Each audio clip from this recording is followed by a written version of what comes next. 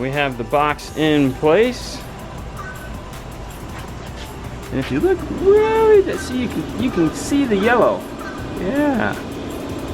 Now the top is down, so once the top goes up, you will be able to see that stripe. So Fernando's just finishing up the battery. We have the wires ran. The amplifiers are mounted in place there. Still need to run everything up behind to the radio. We haven't done that yet.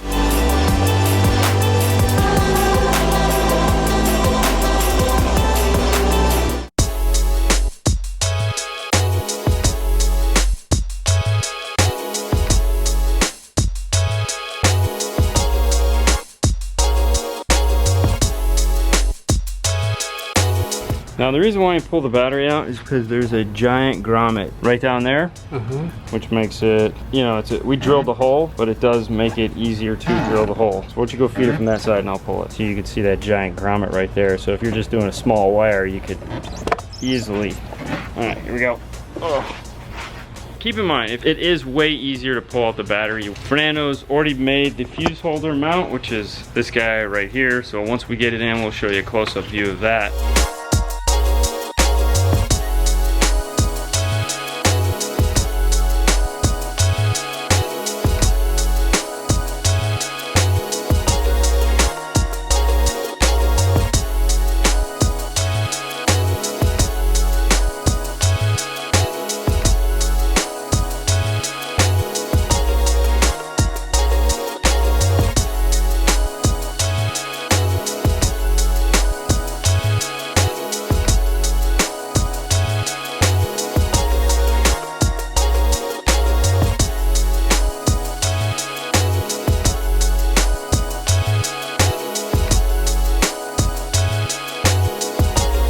Now because we did a power and a ground, we used the Pro Bats from Stinger. This gives us the ability to add our wires on there. Fuse holder is mounted in place. Now we're gonna go ahead and get rid of our cool little fender skirt here, close the hood. We're gonna get the passenger side of the car put back together before we start over here running the RCAs and all that up the center console. While he's getting ready to do that, I need to go over to the bench. Let me show you why. So in the previous video, we went ahead and installed this guy here, which is the Vette harness. For this install, we really don't need any of this at all. So we're gonna go ahead and rebuild the harness, cut the tape back, reattach our two cameras, and just add in a regular 1858 harness, which is this guy right here. That way we don't have to take up any of this room in the dash and it's wasted. So I'm gonna go ahead and rebuild this while Fernando finishes, as I said, putting this back together over here. And then these are the RCAs. We need to get them down as low as possible, so we're gonna go ahead and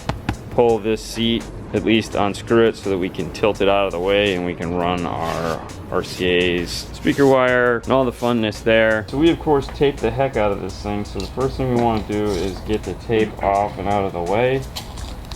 Now if you ever have the pleasure of having to remove the tape like this, use a fresh blade. Fresh blade will cut through this a heck of a lot easier than a dull one, or a seam ripper. So this guy has been removed. Now, real quick, one of the questions in the video, or comments I should say, when we did the install video was, I can't believe there's no accessory in the harness. I believe Pack probably, you know, it was all Pack's fault that there wasn't. And no, there is no accessory in this harness. Even though this is an old 1858 and way before any of the data stuff was being used, it was being used in the Corvette. This is an 1858, which is the same as this. Let's go head over in the car and I'll show you the harness so you can see that there is no wiring there to be had. Here's our factory harness here, and you can see this gaping hole between the orange and the green. You come over here, that would be the power antenna, and this is the accessory between the two. There's that gaping hole right there. The other thing you'll notice is the two orange illumination wires. There again, a gaping hole. They're just not there. Metra just came out with a cool dash kit that we used in this car. They also came out with a smart harness for this car, so that if you don't want to have to go find the accessory and the illumination wires and the reverse, well, you still have to find the reverse trigger. But anyways, if you don't want to go find those wires, their new smart harness will give you those so that it makes your job a little bit easier. But that's up to you. Either way is fine. But yeah, this car, no accessory. It's crazy, I know. All right, let's get back to building this harness. Because we're not gonna need any of those wires, we'll just go ahead and pull those out of the harness. And in this case, because we're not gonna be using any of the rear speaker wires, we ran our own, we'll go ahead and remove those as well. on our Pioneer harness, we'll go ahead and grab all these speaker wires and cap those off.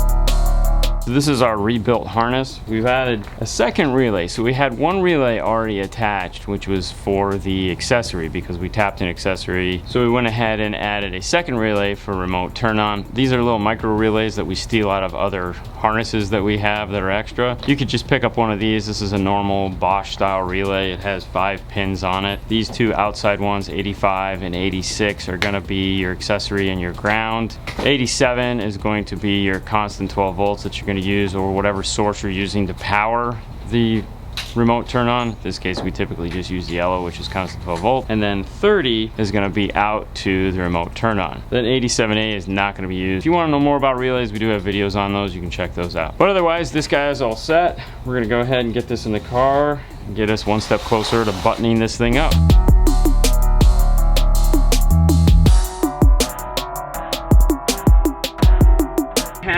Everything in. What we're going to do before we get this dash all back together naturally is do a little bit of testing.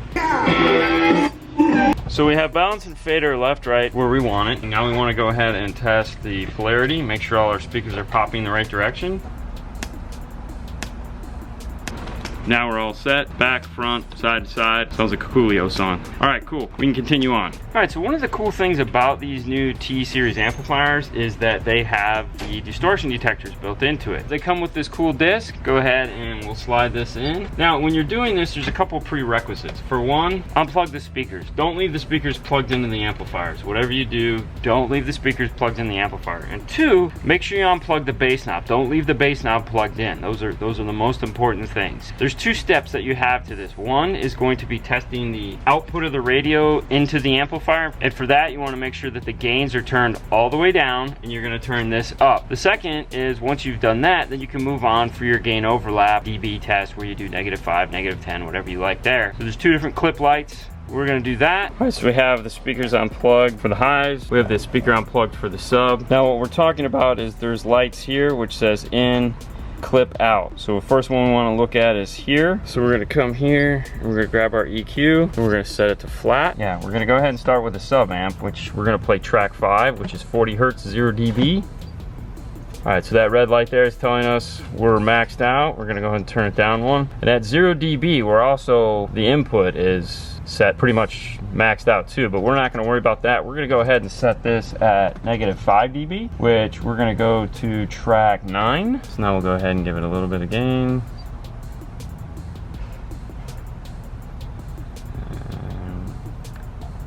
Got a little bit of blue.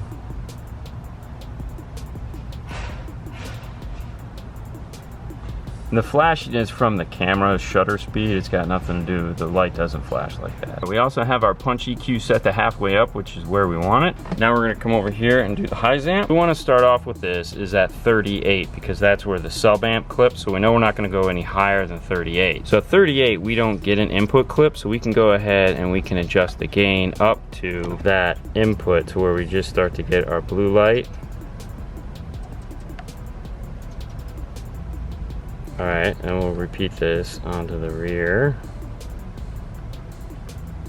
All right, so we have our blue input lights on. This is at 0 dB. For the rears, that's perfectly fine. I don't really need the rears to be killing it, but for the fronts, I am gonna set those at -5, which on this is gonna be track 11. There we go.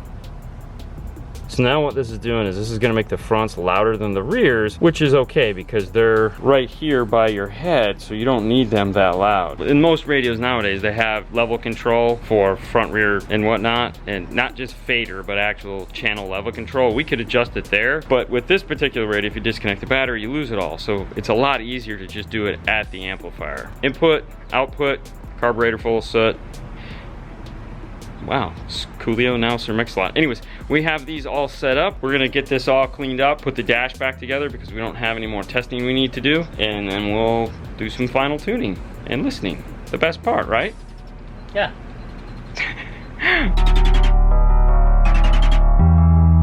Alright, so this is what the amp wrap looks like once it's in the car.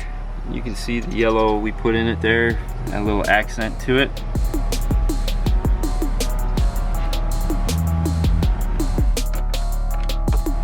And you can see that's where the plastic is that goes up that holds it in place, so that won't slide around.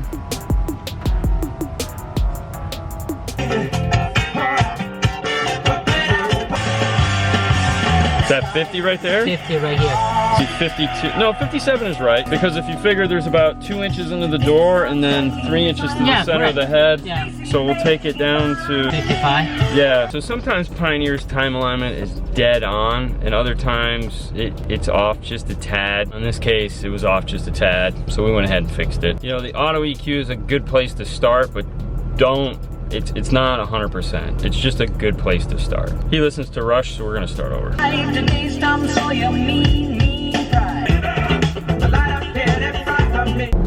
Yeah, I have to admit, half the fun of tuning the system is actually just listening to the music. Yeah. I mean, for the most part, we finished the tune pretty quick. I mean, there's a lot of little things that we'll tweak here and there, but listening to 5 or 10 or whatever songs, really, it's the joy. It's kind of like after working on a car for, in this case, a day and a half. It makes it worthwhile because, you know, putting it in and having it look pretty, that's its own reward. But being able to sit in it and then, so this is like a popsicle for a kid. This is a popsicle. Yeah. There you go. This is your popsicle. So this is the cake and the strawberry on top. Yeah. I mean, a lot of the times we'll just sit in the cars and listen to music, and Paul will be like, I'm like, we're still tuning it. It's not, we're done. We've been done like 3 songs ago. We just want to listen to more music because it sounds. You enjoy it. I mean, it's like, I deserve it. It's like, it sounds so good, and you just don't, it's like, you don't want it to leave, you know? It's like, can I ride with you? Yeah. Only if you can get me to the border, because the sheriff's after me for what I did to his daughter. Hey, and there we go, Beastie Boys reference. All right, guys, listen, hey, we're gonna call this one a show. Thanks so much as always. We hope really good. Yeah, we hope you enjoyed this as always, as we love to say, and we'll keep saying it as long as you guys keep bringing us your cars. On to the next one. Exactly. Have a nice night, nice day, whatever. We'll see you next time. Bye. Bye. Come on, you can do it. Get to the good part.